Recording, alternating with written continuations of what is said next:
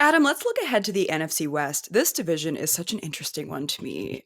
One of the more interesting divisions, I think. Where do you see the Cardinals in the NFC West this year? What's their ceiling?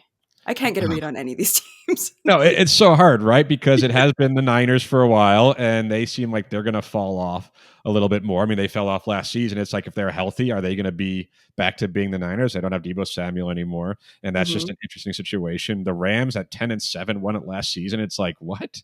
Like where'd that come from? And now they don't have Cooper Kupp. The Seahawks changing their quarterback and everything. Like in a lot of ways, it certainly feels like the Cardinals. It could be their division for the taking because they're one of the teams that hasn't. They certainly didn't peak last season. Like you could Mhm. argue maybe the Seahawks or the Rams did.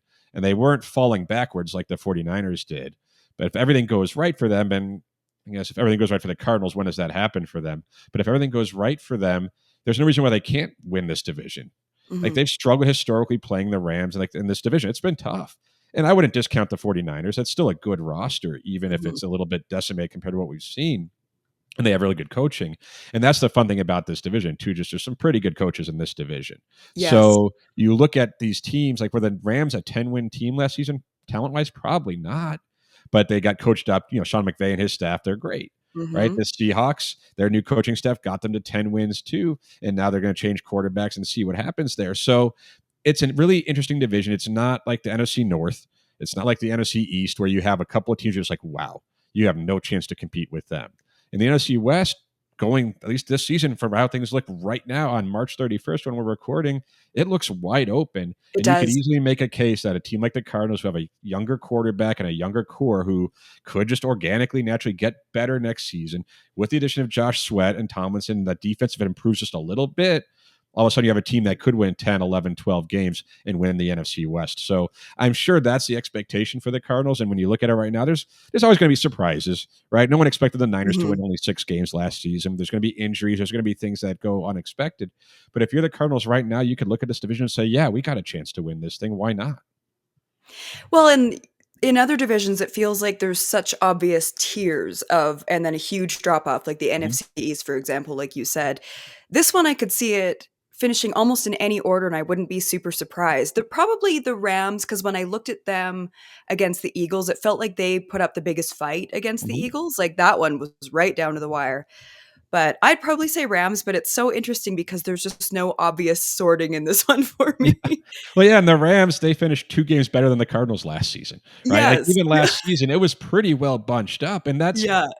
like, I don't know if anyone look at the NFC West and say that's a team that can compete for a Super Bowl, because I don't know if any of these teams are on the Eagles level where the Commanders are going to be, or where the Lions are if they're healthy, right? Or the Vikings if Mhm. their quarterback situation, McCarthy, ends up being good. Even the Packers are a good team. And then you look at the NFC South, it's like, I don't know. The South is kind of like the West in a lot of ways. Like there's some Yeah. decent teams, there's some talented teams. Someone's going to win the division, and there might even be a wild card that comes from it. But when you look at it, you can make a case for every one of those teams winning the division, every one of those teams finishing in last place, and it's just kind of what goes right for all of them with injuries, with player progression, with just the bounce of the football that happens, and what doesn't. The Rams are going to have that first place schedule this season now. The Seahawks, that Mhm. second place schedule. The Cardinals, the third place schedule. And for the 49ers, of course, they get a fourth place schedule. So that could make a big difference for them, too. It's like Yeah. they're not a fourth place team, even with the No. loss they've suffered. They're not a fourth place team, but that schedule, that could help them as well. So it's really interesting. You're absolutely right. You could look at this division and say, I don't know. Like the Rams are probably the best. You have to give them the favorite status just because they won the division last season. Yeah. But they won it by, I mean, they were tied with the Seahawks. They won it by tiebreakers, and they were better than the Cardinals by 2 games. Like that could change easily. So who has the most room to get better from last season? I would argue probably the Cardinals, actually. But that doesn't I mean would they think so will. too. Yeah. I want to get your thoughts on where Kyler Murray is right now. We've seen the highs. We've also seen a lot of inconsistency from him. 2025 feels like it could be a pretty critical season for him moving forward. Mhm. It does feel that way, but it almost has felt that way every season since he's Yeah, been I in the know, league, you're right. right? Like when you You're come in as the right. number one overall pick and he was Yeah. undersized, but Heisman Trophy, all that stuff, and he's been good.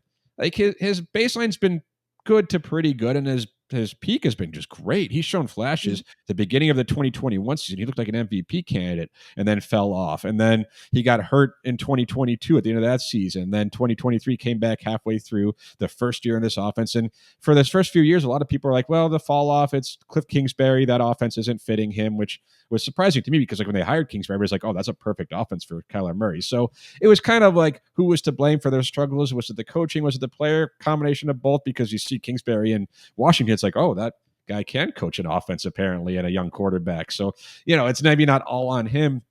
But yeah, if you're kind of, you look at his numbers from last season, threw 21 touchdowns, 11 interceptions, not a bad season, had a quarterback rating of 93.5, but the rushing hasn't been there like we were used to. And it got a little bit more last season, but averaged 7.3 yards a carry, 5 touchdowns, but he wasn't that dynamic, 1,000-yard rushing threat, someone who's going to run 10, 11 times a game. And at his size, they probably don't want him doing that. But that's what makes him super special, because the deep ball hasn't been there the last couple of seasons. He hasn't been as accurate on that. What makes him so dynamic is his ability to take off and run. And when he does it, he can be electric. He can just Yep. outrun a lot of people. You see the highlights, like he's just running, and it's like, how does he just outrun all those players who have the angle on him? Because he is really fast, he's shifty, and he is pretty accurate, and he's got a good arm, but just trying to put it back together, all of it together in this offense. It'll be his third season in this offense, and now he has the full offseason again of being healthy and working with these receivers with. I mean, at some point, when you have Trey McBride, you have Marvin Harrison Jr., you have Michael Wilson, you brought back Zay Jones, you have weapons, you have James Conner out of the backfield. The offensive line has been beefed up over the last couple of seasons. Mhm. At some point, it's never all on the quarterback, but it's going to be on the quarterback this season, right? Yep. It's just that way. And his contract is huge. And the Cardinals, there's all that been talking like, oh, maybe they're going to try to trade him or move on from him. It's not going to be easy to move on from him, because if he's good enough, you don't want to. And if he doesn't play well, no one's going to trade for that contract, and you're going to eat a lot of salary. So like, it is a big year for him, but I think the Cardinals are stuck in that place of like, he's been good. He hasn't been great. Can you afford to move on from him and try to find better? Because you may find worse. Cardinals history Yep. is just littered with quarterbacks who weren't any good. Like every few years or every 5 years, they get someone. You get a Kurt Warner, or then you get a Carson Palmer. And from Carson Palmer to Kyler Murray wasn't a long time, but it was bad. So this is a franchise that they have their guy. They drafted him number 1 overall, and he's been good and good enough to get them to the playoffs, but he hasn't been great. And at that salary, you kind of want great. And at this point, with all the weapons they've surrounded him with, it certainly seems like there's no more excuses. Thanks for watching this episode on the BetCanada channel. Hit that subscribe button because I've got more Cardinals content coming with Adam that you do not want to miss.